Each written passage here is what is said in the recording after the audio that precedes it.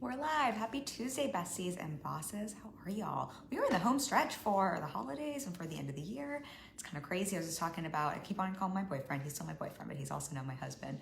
We were just chatting about, oh my goodness, we are leaving town next Friday, and it does not feel like that. I don't know if anyone else feels like that. I think it's maybe a little bit of the COVID effect and now being almost 2 years that we've all been home and life has been a little changed around.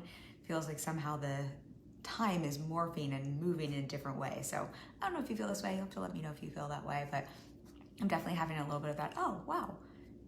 It's like, very, very close. And the New Year's very, very close. So welcome to this live stream where I'm just figuring out what day of the week it is and what time of the year it is. But luckily, what we're going to talk about, I have a lot more clarity on. We are going to talk sales today. Sales is one of my favorite topics and one of my favorite things to support clients with, and I'm excited to dive into our conversation. So what I wanted to bring today is 3 rules, and I'm saying rules in air quotes because if you know me, I'm so not a believer in rules and business rules. I'm so not a believer that there's a one-size-fit-all approach to business or to selling. And I always want to be mindful, especially when we're having these conversations, to not create a story or an implication that there's only one way to do something, or that what we're talking about is the way you should definitely do something. I always want to invite you to look at what we're talking about as an example, as a perspective, and as something you can filter through the lens of your own business. So I'm saying rules very lightly in air quotes. There are no rules in business. You get to make your own darn rules. Hey, nice to have you live, Marie. So everyone here, we've literally in this group done challenges around making your own rules and questioning the rules. So I'm using the term rules today very, very loosely. You get to make your own rules as we're chatting through this. Let me know what comes up for you. Let me know if you have questions. Let me know if this feels like a rule you want to implement in your business. What I like to think about when I think about sales is I really like to think about sales as a process. So not just the point of transaction. I think so often we think of sales, we just think about that time when someone's buying something. I really like to think about it as a protracted process that includes your buyer's journey when you first meet someone, that nurturing, when you make the offer, what happens afterwards, the follow-ups, making that sale, keeping a client, renewals, all of that sort of thing. I like to really see it as this protracted process. And personally, I have over the years, as I have honed my sales and what I call heart-centered selling, or selling with heart and service, I have a couple of rules that I personally like to abide by most of the time. Again, rules are meant to be broken, and take the word rule very loosely. So what I want to dive into today are 3 of those rules to support you with your sales process so you can book more clients without the ick factor. Because if you're here, if you're watching on the replay, if you're in this group, I know, because I hear this from clients all the time, sales can often feel very icky. Sales can often leave you with a sour taste in your mouth because either you've been on the other side of a sales experience and in the client or potential client buying side that hasn't felt so good, or someone has sold to you in a way that hasn't felt good. Raise your hand if you suddenly you're like, wait a second, how did I end up in this sales funnel that I didn't sign up for? How is this person DMing me about something I have no interest in? Or what is happening? Why is someone asking me if I want to give them money for this thing? When did I sign up for this? I think all of us have been in those situations before. And I know because I support clients with this, then that can have you want to pull back when you're selling. It can create a lot of friction in your sales process and wanting to go out and sell. And I think there also is, unfortunately, some teachings out there that I personally don't agree with. It is wild what I have been in the experience side of. I've invested so much money in my business and my personal development in my life at this point. So being on the potential client side, what I've experienced, but also just because I'm on client calls all the time and on discovery calls with people, just what I hear from them in terms of what they've experienced, either in terms of how they've been sold to that hasn't felt so great and some of the tactics that are taught out there, or in terms of some of the things they've been taught in sales programs. So I don't want to throw shade on anyone's work, but I have heard some wild fucking things, y'all. And so what I want to do today is break down 3 rules that kind of dispel some of that can give you some clarity so that you're not feeling that sort of stage fright in your own business, and you're not avoiding sales because you've had a bad experience or because you've been taught something that feels kind of icky.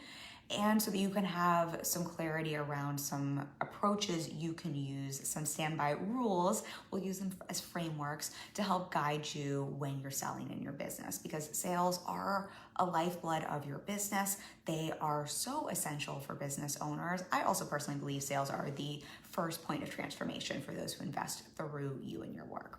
It's really hard for them to benefit from your offer, right, if you're not selling. So that's what we're going to dive into today. We've got 3 of them. If you have questions, if you have reflections, throw them at me. You know I want to be here as a resource for you. I'm happy to answer all the questions. So let me just pull up my notes here and this first one here. One of the things I will say, so this first lesson here, the first rule here that I abide by, I'm going to share an example from my husband's life, but something I think is always helpful that I'm talking about with clients that I want to offer to you, particularly this time of year, because I don't think we've talked about this in the group yet, but I think this time of year, because it's the holiday season and most of you are probably buying gifts for other people, you're probably in the shoes of being a consumer a little bit more. What I really want to invite you to do when you're in the consumer shoe is to think about the sales processes you're finding yourself in and think about, how does this make me feel? What compels me to buy? What makes me excited to buy? What makes me want to take out my credit card? What makes me say, ew, gross, do not sell to me? What are those emotional reactions? Not that have anything to do with, I don't want you to think, do I like this offer? Do I not like this offer? Right? That's one reason we don't buy. But the other reason we don't buy is because of how things make us feel. And we talked about this in the podcast, was it last week? It might also be an upcoming episode. I record them in advance, but one of the things we talk about a lot is so often we buy for emotional reasons and we fill that in with those emotional reasons in with logic. So I want you to pay attention when you're on the buying side and see, what are those emotions that compel me to buy? What are those emotions that cause me to be like, I thought I wanted this, I do not want to give this business money, because that's going to give you a lot of insight into your own sales process, and it's going to help simplify some of the sales process as well. That's where a lot of these rules come from. Okay, I've been chatting enough about this. Let's dive in. And thank you for the hearts. So the first one here is my golden rule that I like to follow, which is sell to people who are raising their hands to be sold to. I only sell to people who are raising their hands to be sold to. So what does that mean? Let me explain what I mean. And then I'll also explain kind of how you can test the waters on this and give you a practical tool you can use for this. So something I think can cause us to feel really icky when we're on the client side, we're on the potential client side, we're on the buying side, is when we feel like someone's selling to us when we never indicated that we're interested in buying, when we haven't essentially raised our hand to say, hey, I'm interested in this. This is something I'm wanting to spend some money on. I'm available to be sold to. And I think a lot of times when we're on the selling side as a business owner and we feel icky, or we feel pushy, or we feel like we're being manipulative, or we feel kind of like our selling is gross, oftentimes that's because you've either experienced that right on the other side, or because you're selling to someone who essentially has given you no indication that this is okay, that this is something they want. And so I really like to think all the time when I'm selling, am I selling to someone who has raised their hand, who has indicated that they're interested in hearing more? Otherwise, it is not, I need to get some permission first. And that is kind of the tool I'll use. So I'm going to give an example here because I think examples make more sense. If you listen to the podcast, you know I shared a podcast story about a great sales example from my husband had a personal trainer for a little bit at a local gym, and kind of that relationship and how he ended up hiring that personal trainer. They kind of concluded their work together, and since then the personal trainer has been, staying in touch with my husband as you would, and they see each other at the gym. And he approached him, I don't know, a week or two ago, and was like, hey man, like if you want any more support, or if you want some different workouts, I could just draft up a PDF or a spreadsheet for you with some workouts, and I could just give that to you from me as a gift for free. And so my husband was like, his name is Eric, we can call him by his name. Eric said, that would be great, absolutely man, that would be great. And so the personal trainer sent that over to him. And when he, at the same time, when he was offering this free, spreadsheet of workouts, I don't work with a personal trainer, so I don't know what this thing looks like. But at the same time as he was offering this, he mentioned to Eric that he's offering kind of an accountability check-in workout program. I mentioned it, and Eric was like, yeah, okay, I'm going to think about that. I don't know if that's for me, but I'm going to think about it. So when the personal trainer gave Eric this spreadsheet, he gave him the spreadsheet, and he was like, let me know when I can send over that invoice for you for that program we talked about. I can just you can just pay me whenever feels good. And This is an example of selling to someone who hasn't raised their hand to be sold to. So as you're listening to this, you can hear how like at the beginning of this, like all of that's perfectly fine. You're offering something for free value. That is great. You're having that conversation. You're mentioning your offer. Nothing wrong with that. But then suddenly, and this I'm sure comes from a well-meant place, or I'm sure he didn't even realize what he was doing. I'm sure, or someone taught him to do this at the gym. Who knows where this came from? We are not throwing any judgment. We're using that as an example of what we're talking about here. But all of a sudden, this trainer went from, here's something I'm offering to you for free, and I have mentioned an offer, to pay me. And he missed a really crucial step of talking about the offer and seeing if Eric was actually interested in this. And it ended up leaving Eric feeling like very strange and bizarre. There's a law of reciprocity. If you've ever, Robert Cialdini's book, Influence, he talks about some of these principles. There's a human law of reciprocity. When we give someone something for free, we as humans feel really inclined to give something back in return. This is just kind of how we're wired as humans. They've done so many studies on this, and it's why, giving away free in business is a very smart business strategy, or can be if you use it in the right way. But you can see here how this trainer unintentionally, I'm so sure it was unintentional, used this law of reciprocity in a way that had him sell to someone and ask for money from someone who hadn't raised their hand to be sold to. He hadn't had a conversation about, hey, are you interested in doing this? Do you want to have a conversation about this? Is this something you want to do? He jumped right from here's something free, pay me. And then when, this is like, it just gets better in terms of like how many things were missed here. Then when Eric decided he didn't want to move forward with that other program, this trainer then wanted payment for the free workout he had created. So that's almost like, we could almost like unpack that whole thing there on so many levels as to like what was going on there. But what I want to use that as an example here for you is just seeing how there are so many things that were right there in that part of the sales process, and really where that went wrong and where that ended up rubbing my husband the wrong way, where it had him essentially say no to an offer, and I think potentially could turn, he was very likely to become a repeat client or to hire the trainer again. He just doesn't have the bandwidth or space for that right now. It really, I think, severed that relationship to a degree. And I think part of the reason, and not only to sever the relationship, it probably ruined any chance that Eric's going to go off and create any kind of word of mouth marketing.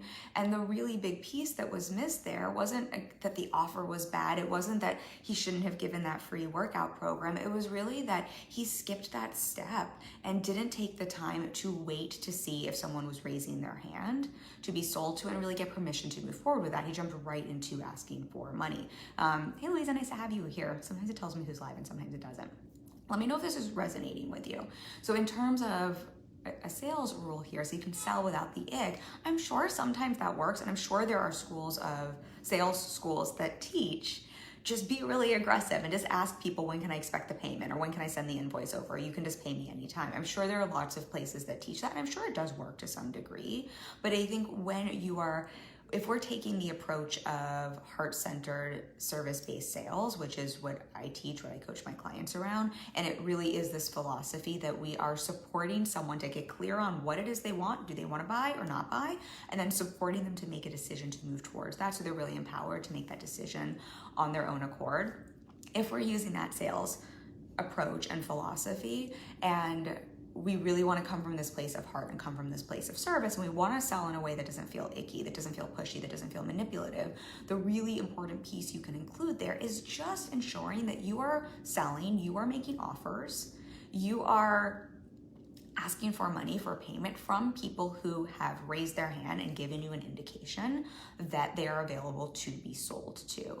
So let me give some examples of that, and I'll show like an easy way that this trainer could have turned that situation around, that possibly could have turned into a potential client, because it was not a bad offer that he had going on. So examples of people raising their hand to be sold to is booking a discovery call with you, right? Reaching out to you and saying, hey, what are the prices for your offer? Hey, could you tell me more on this?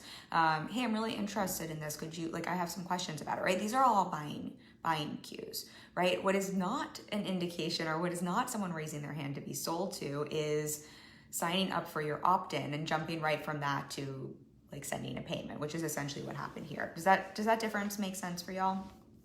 I think a really easy way to segue from, because of course we want to put ourselves in situations with potential clients who are giving buying cues, who do potentially want to buy from you, to be able to make those offers, to be able to make those sales. And I think the really easy step there to go from someone hasn't raised their hand, or I'm not sure if they've raised their hand. Obviously, if you're having a sales conversation with someone, they've raised their hand. If someone has walked into your shop and they're holding a candle and they're looking at your candle that you sell, right? They've raised their hand to be sold to. If someone's walking by the street of your shop, right? They maybe haven't raised their hand to be sold to. It doesn't mean that they don't want to be sold to, but how do we make that difference? And I think a really easy step, if you are not sure if someone's raised their hand to be sold to, and this is a principle that I use all the time, is simply to ask for permission. It's simply to check in and ask for permission. So in this example with my husband, it could have been just as easy as him giving that workout PDF, the free workout that he then charged for.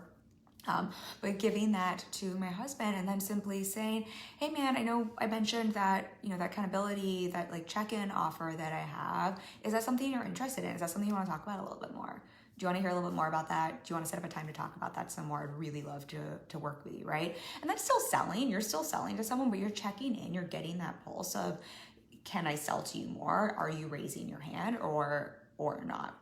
Right? It's as simple as asking it. Always think about that. Personally, for me, even if you were to book a discovery call with me and we were going to have that conversation, before I jump into sharing about my work and how I work with one-on-one clients and sharing about price point, all of that, I'm generally going to check in with someone, even though they've raised their hand to be sold to, right? If they're on that call, I'm still going to sell to them. I'm still going to make that offer.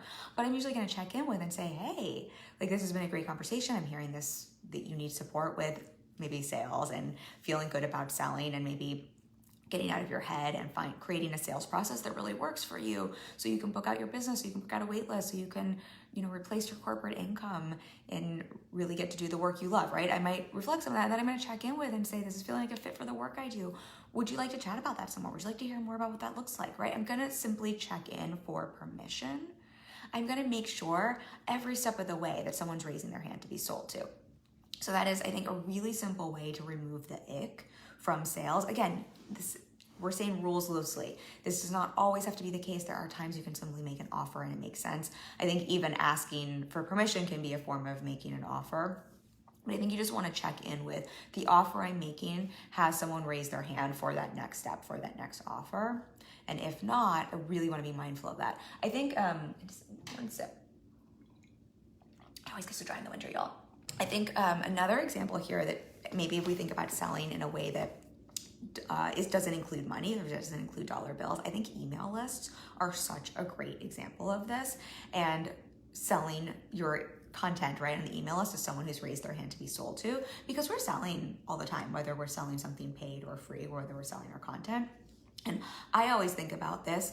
If I didn't raise my hand to be on your email list by signing up for it and giving you my email address, I did not raise my hand to be sold your content in my inbox. And I cannot tell you how many email lists I am on that I have been placed on without my permission. And this is kind of the example I was talking about at the beginning. I don't know how many of you ever found yourself like, how did I end up in this sales funnel? How did I end up on this list that I did not ask to be on, or I cannot get off of? And I think that's just another example of nothing wrong with sending content, nothing wrong with sending sales emails to your list. Please do. If you have an email list, send sales emails to your list, but check in with, are you selling? Are you sending free content? Are you selling paid offers to people who have raised their hand by giving you their email address to be on that list? So that's just another example in a different context. Hopefully that makes sense. If you have a question, let me know, or if something doesn't make sense. But again, first rule there is sell to people who've raised their hands to be sold to. And a really easy way there, if you're not sure, is simply to check in and get that permission. And I'm so mindful with the word permission. You do not need permission in your business. You do not need to ask for permission to sell or to have a business. And I think from a heart-centered, service-based place, when we're having a sales conversation with someone, we're talking about going to the next level in that relationship with someone, you can simply check in for permission to continue the conversation. That's really what we're talking about. So hopefully that distinction with permission makes sense. Okay. Hopefully that makes sense. Let's see here. Oh, this was the other. I'm going to give you actually one more example here, because this comes up for my clients quite a bit, so I'm sure it'll be relevant here. I think the other place in terms of selling to people who have raised their hand to be sold to that I'd invite you to think about and just be mindful with is really with your follow-ups. I find so often it's really easy. I talk about follow-ups all the time. I preach follow-ups. If you're a client of mine, you know I'm annoying as hell in terms of the follow-up process. For good reason, because most sales happen in the 5th to 12th follow-up. Follow-ups work, period, end of story. That is simply statistics. That is not a mindset thing. It is simply statistics. And I think sometimes when we're thinking about following up, it can be, especially when you really want to book a client or when you're maybe like really wanting to fill some spots, I think it can be really easy to find yourself in a follow-up process with someone who never raised their hand to be sold to and to be followed up with. And I think we have to think, if we're thinking about sales as a process, following up is a part of your sales process. It is a part of selling. So that also includes following up with people who have raised their hand to be followed up with, meaning someone who's given an indication that they're interested. Someone who's maybe thinking about your offer, had a call with you or is thinking about your offer, who's really indicated that place of they haven't made that decision yet. They need support making that decision. And being mindful of versus someone who's simply told you they're not interested and following up with that person, right? I think we just want to be mindful of that, because I think that's another place, really great place to check in with, are you selling? Are you following up to someone who's raised their hand to be sold to? All right, I'll get off my soapbox about that. The next rule here, this one's more on the mindset side. If you're on my list, you know I was talking about in the email with this, that I think there's a mindset that can show up in sales. And when you have clarity on this mindset, I think this is just a general rule with sales, but when you have clarity on this mindset, it can really help you see where maybe you're getting in your own way and sabotaging and not selling. So we just talked about, selling to people who have raised their hand, but I think there's a way so often for so many of my clients, that's not their hurdle. Their hurdle is they're scared of selling, or they don't want to be pushy, or they don't want to be annoying, or they've been on the receiving end of someone who's been really pushy or manipulative or sold them something they didn't want to, and they didn't feel empowered in that situation. And so a lot of times we're really working through some of the heavier stuff so they can feel safe selling, so they can take up more space selling. And I think if that's you, what I want to invite you, and what I want to invite, I'm just like looking at my notes here because this is the next one I want to talk about. Yes. What I wanted to invite you to think about is if you're noticing that when you see other people selling online and, posting online and selling, or selling in your inbox, and you find that you're getting triggered by that or annoyed by that, or it feels pushy or it feels gross, instead of jumping to, oh, they're selling to me when I haven't raised my hand to be sold to, because I think after what we just talked about, that's an easy thing to jump to.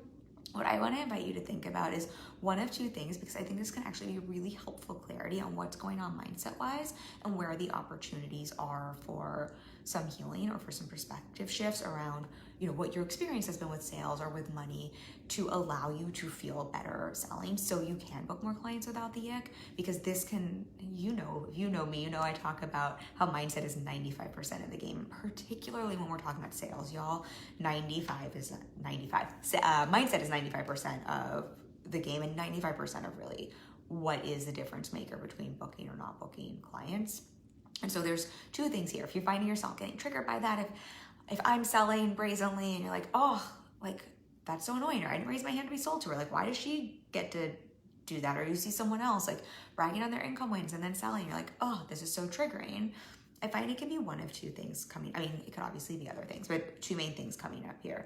I think one, sometimes it is because you're not selling, right? And so it's a mirror, and it's a trigger in that way. So often I think the things that bother us and that annoy us and that trigger us, they're really an insight into something we wish we were doing that we don't feel confident or comfortable with. And there's really often, it's a mirror for you of like, hey, this is something maybe you actually want, and maybe there's some healing to do here. Maybe there's some mindset work to do here.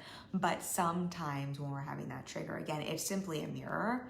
Because if you were also selling, if you were also brazenly owning your work, if you were also brazenly, out there, I'm saying brazenly, it might just be, I think you can sell very quietly and very calmly. It doesn't have to be yelling and loud and bold and out there. But if that's triggering you, there is a very good chance that you are not doing the same thing. And that is why that is particularly triggering to you, because it's something you want to be doing more of that's feeling challenging in this moment. So hopefully that makes sense. Or I think another really common reason that can be triggering is what we've been talking about throughout this live stream is, or you've had a really shitty experience on the client buying side, right? Or you've been taught something that feels really out of integrity.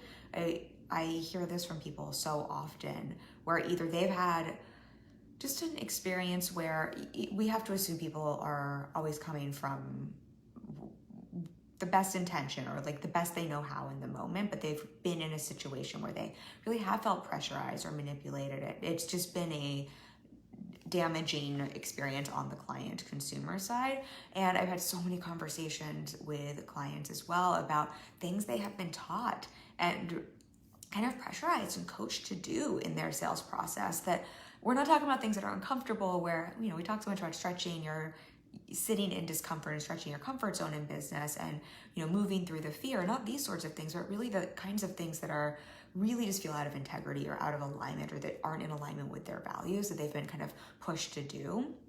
And so I think sometimes if you had that experience as well, sometimes it can be triggering to see other people selling because it triggers that memory, that experience you've had. And so I think either one of these, when they come up, it's a really great opportunity for some awareness of places for healing, to move through maybe some of what's coming up for you, to move through, to heal some of that, to shift some of the mindset around that, so that you can feel really empowered as a business owner, as a salesperson selling, so that you can sell in a way that is different than what didn't feel good. So you can have a different approach, but so that it can feel safe for you and okay for you to go out and sell, because that's so much of it, right? If you don't feel safe selling, it's going to be really hard to sell at all, or you're probably going to find ways to sabotage your sales process because you want to resist it so much. So I think that's just a helpful place to see. I call this a sales rule just because I think it's kind of a rule of thumb. If we don't feel secure, if we're not feeling, yes, bought into our offer and the work we offer, but also into the service of sales, and that sales can really be a beautiful, healthy, transformative, great thing for people and for the people you're selling to as well as for yourself.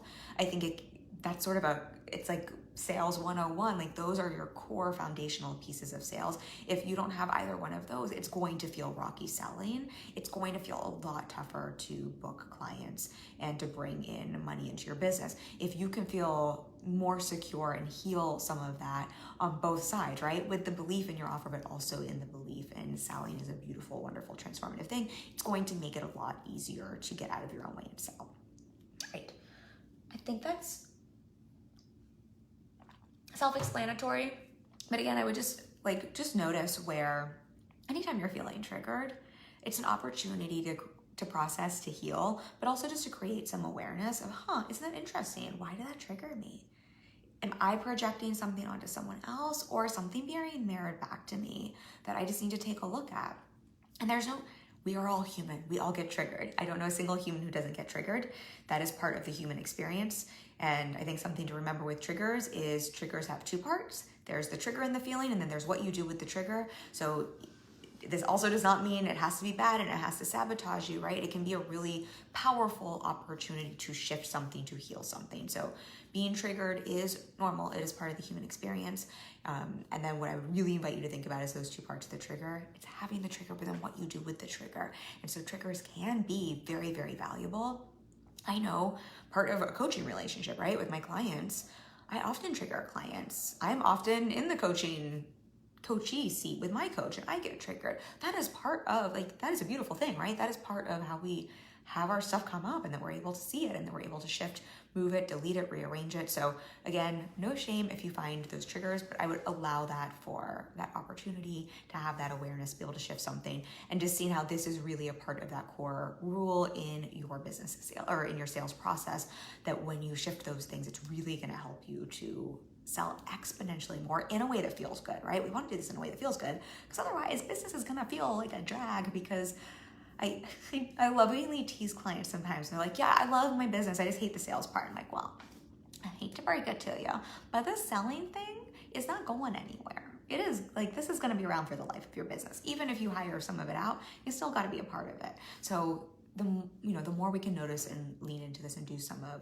that work, right, the more we can sell in a way that feels good, the easier your whole business is going to feel. And of course, that's directly tied to the money in your business. Okay, the last one here, and again, if you have questions, reflections, all the things, throw them at me. And obviously, this feels important to say. These are not like the only rules and principles to sales. I have a whole sales course on this. This is something I spend lots of time with clients. My shirt keeps doing really weird things, y'all. But these are 3 that really jump out to me that have been coming up on client calls recently that I think are very helpful for some of that foundational sales process mindset and some of the practices, and that can really help make it feel better so you don't feel so icky and pushy when you're selling, because selling really, really can be. I'm obsessed with sales, clearly, and I used to not be obsessed with sales. I used to resist it like the plague, and I have come to embrace it and even love it and love talking about it. Okay, so the last one here that I think is a really important thing to think about, and I personally have this as a rule and something I like to revisit over and over again, and it's really to be mindful to create clarity in your communication when selling. So I'm sure you have heard before, confused buyers don't buy, and this can come up in myriad ways, right? If we're offering a bunch of stuff, that can be confusing to our audience, and so confused buyers don't buy. But what can also happen, particularly with what we just talked about, if you're feeling triggered in the sales process, or if you're feeling like selling is yucky, or if you're thinking, I don't want to come across as pushy, or I don't know if it's okay for me to accept money about this or for this, or I don't know if they like this offer, or all the different noise that can come up in the human mind around selling and around receiving money for your offers. And again, super, super normal. I literally wouldn't have a job if this stuff wasn't normal. This is stuff I'm supporting clients with all the time. So if that comes up for you, I'm not calling anyone out. These are all very, very normal, just normal human brain trash that comes up. And if you have this mindset coming up around sales, what I find can often happen in your sales process is a want to over communicate, over explain, to muddy the waters, to like try to throw in as much information as possible, to essentially, it's a form of self-sabotage. But I think part of what is happening is the brain wants to overcompensate and say, look, I'm not a bad person, I'm not a mean person, I swear, look, I so deserve this money, I'm not horrible, I'm not being pushy, right? There can be that want on that side. Or if you are not feeling super clear on your offer, or not feeling super clear on why someone should buy from you, right? There's a want sometimes then to over-explain, to overcompensate in that way. And I think the other thing that can happen sometimes, gosh, this is where mindset work, I think, is just so fascinating. It's really interesting. Whatever beliefs you have, they create the filter through which you see the world. So if you have a filter that says people don't want to buy from me, or I'm being icky, or I'm being manipulative, or selling is yucky, or this offer is too expensive, or people don't like this offer, or they don't understand it, right? If that's the filter you have, if someone reaches out to you with a question about your offer, that's the filter you're going to put on top of the email they send you, or the DM they send you, or what they say to you in a sales conversation. And you're going to hear or read into things that maybe aren't being said based on your filter. And I think when that happens, someone might ask you something very simply: how many calls do I get in that program? What's the price of that offer? How long is that coaching intensive, right? Someone might ask you a very simple question, but if your filter is, they don't want this, they can't afford this, they think I'm being slimy, they think I'm being manipulative, it's bad to sell, you're gonna hear, that's not long enough, tell me why this is worth it. I'm like making this up, right? But you're gonna hear some of these negative things that aren't being said and reply in turn. And that's when communication can get very, very muddy very quickly. So I want to offer that to you because I think while I'm talking about communication and really speaking to your offer very clearly, and really in your sales communication, also in your follow-up communication, really being as clear and concise as possible, I want to offer to be especially mindful if you know you have some of that human brain trash going on in the sales process, because again, it's very easy to read things that aren't, or to hear things in a conversation that aren't there based on your own perspective. And just to give an example outside of sales, everyone has experienced this, right? If you've ever seen a movie with a partner, or a TV show with your kids, or gone back when the world wasn't really open, we could all go to a movie or a show and gone to see a band play with a group of people. You can go to the same experience, view the same experience with at the same time, and you can leave and 3 people can have 3 different takeaways, right? You can love it, someone else can think it's horrible, someone else could think it was mediocre. But not only that, 3 people could have 3 different messages, right? You and I could watch the same movie, and I could tell you it means one thing and you could tell it means another. We'd both be right, but it's going to come from our own perspective, our own lens, that really is what paints the message we receive from something. Does that make sense? This is why mindset work, this is one of the many, many reasons why mindset work is so imperative for your business and for your sales. And what we're talking about here in terms of clear communication and confused buyers don't buy. And I think across your sales process, this is a really important rule to remember and to keep checking in with. Am I confusing my buyers? Am I giving them too many offers? Am I over-explaining? Am I making this more complicated than it needs to be because confused buyers don't buy? But also to notice, where is your own mindset interpreting something and replying to things and taking out clarity because you're hearing something that isn't being said and feeling a need to maybe answer questions that aren't being asked or speak to things that don't need to be spoken to. And the reason this is so important is you have to imagine what it's like on the receiving end, right? We've all been on the other side of this. When we're buying something, I'm just thinking, like, if I go out to eat here in New York City and I want to order something off the menu and I have a question about, I love pizza. So let's say I go down and I order pizza. I'm like, and it's like a spicy, like a grandma pie. I'm like, oh, is this spicy? Is there garlic on it? Let's say that's the question. And suddenly the waiter is super, super weird about my question. He's like, oh, well, we have this other pie over here that is got pepperoni and this one over here that's gluten-free. And we also like our tomato sauce is, it's imported from Italy, and starts talking about all this stuff. And meanwhile, I'm like, wait, what? I just want to know if this is garlic in it and it's spicy. I'm so confused now. And should I order that other pizza? Are you saying I shouldn't order this pizza? Are you saying it's not good, right? And this is the silliest example that popped into my head. But you can see how confusing that would be. But you can also see how those sorts of things happen all the time when we're having everyday buying communications, sales, conversations with people.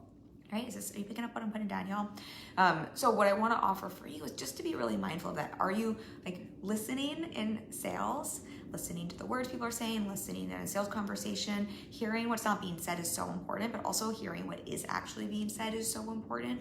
It is one of the biggest gifts. And if I was going to give you like the number one sales skill, I would say it is listening. It is not being able to like mouth off a bunch of things and like have the right pitch. It's, can you listen? Can you actually listen to what someone is saying and then respond in turn? Help someone feel heard and understood, right? Like, I don't feel heard and understood if I ask you a question about garlic and you're talking about something else. I'm actually really nervous when I order my pizza if you're going to put in something completely different into the computer, and then you're going to bring a steak back or something to me, right? That is one of the most essential skills. Like, if you're going to sharpen your saw in sales, sharpen your listening. Don't get crazy about all the other things. That's the thing you want. And notice your mindset is also going to affect your listening ability.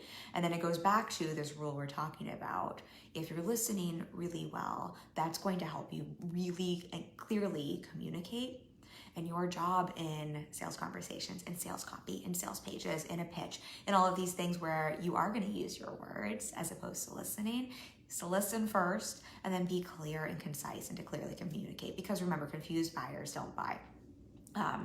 So just notice, where am I listening first? Am I clearly communicating a response to what someone is actually asking me? Am I helping someone feel heard and understood? Or am I speaking to stuff because I'm trying to make myself feel better? I'm trying to overcompensate. I would just pay attention to that. I think if you do nothing else, that can make such a massive difference in your sales conversations and in your sales process and in the number of conversions you have. I think this is just, we were talking about this last week when we had Jessica on as a guest. We were talking about this more from the writing perspective, but just noticing that want for the ego to put everything in, all the extra words and fluff into something, and the benefit of editing down and cutting the fluff. And so what I would say in terms of like a sales rule, looking at where can you cut the fluff? And again, just remembering confused buyers don't buy. So whether you're verbally communicating an offer, or you're on a sales call or conversation, or you're writing something, just looking back through and asking yourself, if I was new to my work, I know what this means. Am I being clear? Is there a way to make this more simple? Is there a way to make this easier to understand? Is there anything I can omit here? Is there anything I could delete here? And if you're responding to someone in a follow-up or to a question they've asked you, look back and say, have I taken a moment to pause, check my own human BS to the side, and really focus on the person in front of me to hear and understand them and what they're asking me to respond with, what they need to hear from me. And not what do they need to hear from me, like now you get to lie, like what do they need to hear from you? But in terms of what they're actually asking you, is that what you are then communicating clearly and simply? Because so I cannot tell, I'm like behind the scenes so often, I'm often editing clients' copy, or we're having conversations about what's going on in sales conversations. And it's just so easy because we're not taking that step to put the mindset to put our own stuff to the side first. It's just so easy to respond to things that aren't being asked and to really confuse someone on the other side and then lose a potential client because they don't feel heard and understood, or they feel really, really confused in the offer. So clear communication always wins. Simplify, simplify, simplify. And then notice where, this is essentially neutrality, right? Where are the opportunities for you to get neutral in your sales process? So you can check your stuff to the side. You get to be human. You get to have stuff come up. That is fine. That's what your coaches are for, right? Like reach out to who can support you around that so you can check it to the side so that you can then show up neutrally to clearly and concisely communicate so that you can book more of those clients in a way that feels really good. Okay. I hope that is helpful for you. I actually have a note here because this is a question someone asked me recently and it's in line with what we're talking about. So I'm going to answer it here. But it is essentially, if someone asks you what your price is, should you respond or should you tell them, or should you try to get them on the phone if you if you sell something high ticket? And I think this goes back to everything we've been talking about here. I am such a big believer in pricing and buying transparency. And I think what's great about having rules, sales rules, and again, all of these rules today, these are what I follow. If you don't like them, make your own rules. But I think it's really helpful to have some guidelines for yourself. We could call them guidelines. What guidelines do you want to have for yourself in your sales process? But for me, pricing transparency is a golden rule I follow in business and in life. And what we just talked about, one of my rules too, is that confused buyers don't buy, and that clear, concise communication and hearing and understanding someone and speaking and replying so they feel heard and understood and I can speak to what they need to hear, that is going to win every time. And so what's nice about this is if you have a question mark like, well, someone's asking me about my price and we haven't had a call yet, should I tell them? You can just take those rules as filters. So my filter is, I want to be transparent about all things, right? My filter is clear, concise communication. My filter is that I want to have someone feel heard and understood. My filter is I want to communicate in a way that has someone feel heard and understood and that really speaks to what they need to hear to be able to make a decision. All of those filters tell me my answer. My answer is, well, then of course, if someone's asking me what my price is, even if we hadn't, or my rates are, even if we hadn't had a call, I'm going to answer that question. I'm going to tell them. It's also going to answer my question, should I put my prices on my website or not, right? I can just go through these filters, these rules I have for myself, and I can go back through them and I say, oh, well, if I go through my personal rules say, of course, I would have my pricing on my website. You might have some different rules, right? You might have a sales rule that says something completely different. We always get on the phone with someone before talking about our offer and pricing because it is bespoke and it's tailored to that person. Maybe that's your rule, right? And you could use the same filter, but then you'd have those filters. It's just going to help you also answer those questions you have for yourself so you don't feel so stuck. Because I think whenever we're feeling stuck, and we're like, I don't know how to operate here, right? That's when we also start responding to people with a bunch of wackadoo things that don't serve the conversation at all. Versus if you have those rules, those guidelines for yourself, it's going to make it so much easier for you to be clear on what's that right answer for you. So it makes it a lot easier to kind of go to what we were just talking about, to really clearly communicate to the person who's asking a question. Okay. Hope that is helpful for you. I will give us a little recap here. And before I do, I will offer what I will say. I love getting to support people with sales. I think sales is such an important part of business. It is the lifeblood of your business. It is also, what I said at the beginning, I so truly believe the point of sale is the point of transformation for people to experience your work. And there's just so much, I think, beauty and magic in sales on both the client investing side and also on the business owner side. I think that's really when we get to be in partnership, whether you're selling a product or a service. So this is something that I just love so much. I also just love that sales, I think it's very similar to money. It's just such a beautiful lens that helps us see what's going on with our mindset. So we see the opportunities, we see those triggers, we see the places to heal, to shift, to rearrange, to delete, to be able to embody new belief systems and to show up in a different way. So for me, sales are just magic in myriad ways. So if this is something you want support with, you want to feel more confident selling, you want to sell in a way that you have a sales process that works for you to bring in clients, but also that feels really good for you to bring in clients, that doesn't feel icky, that doesn't feel manipulative, that doesn't have you doing some of the shady shit people teach, right? And that also allows you to make incredible income in your business. I would love to connect with you. I sent out an email if you're on my list. I think it was today, it might have been yesterday, but we have some spots opening up. I don't always have spots opening up, so I'm excited to share. We have a few spots opening up for the new year. These are one-on-one spots. My spots tend to fill very quickly, and many, if not all, but like the majority of my clients do renew, so we don't always have more spots opening up. So if this is something you've been kind of lurking around or thinking about working about with me or kind of following some of my stuff and like, well, I don't know, like maybe this would be supportive, I would invite you to book a free call, a discovery call with me.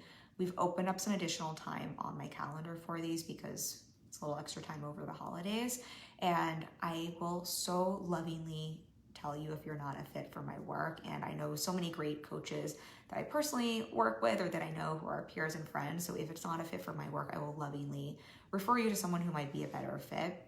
But if you've been curious, now is a great time to book a call because we do have a few spots available, and not to toot my own horn, but they do tend to fill very, very quickly. So jump on that opportunity if that's something you want. I would love to connect with you. And I am looking forward to next year and supporting more people in blowing their own damn minds with their sales and their business. We had 11 clients this year hit 100K or more for the first time ever. I had plenty of clients who went to multi-six figures and passed, but this was first time six-figure business owners or more for the first time this year. 11, that's amazing. I'm very proud of that. So I would love to connect with you if that is you.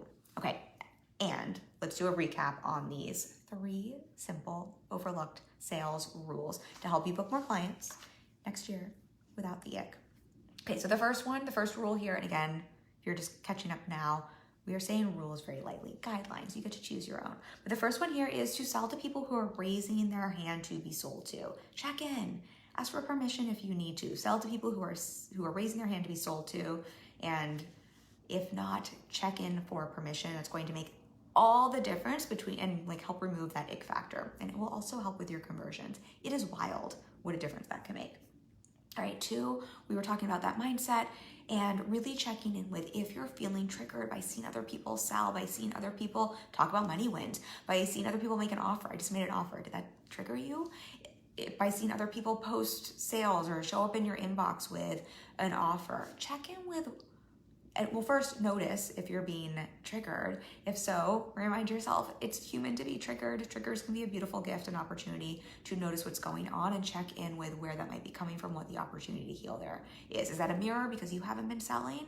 And maybe a mirror for some work to do there, or is maybe you've been sold to in a way that just felt horrible in the past and there's an opportunity to do some healing there. But the more healing you do around your mindset with sales, the easier it is going to be able to show up to sell. And we've talked about so many different ways in which your mindset affects the way you literally, the words you use and the way you're able to respond to people in sales.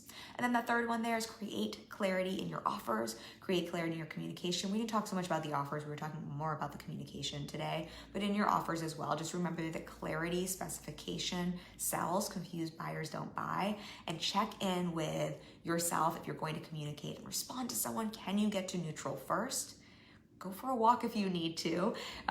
Go sit on your hands. Go reach out to your coach, whatever that is, if you need to get your neutral first, if you are feeling one of those triggers come up, so that you can clearly communicate your responses to someone. All right, hope that is helpful for you.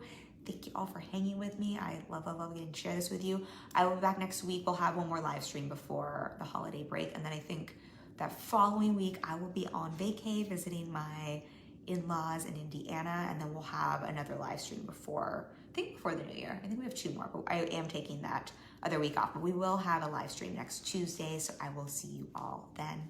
Lots of love, y'all. Bye.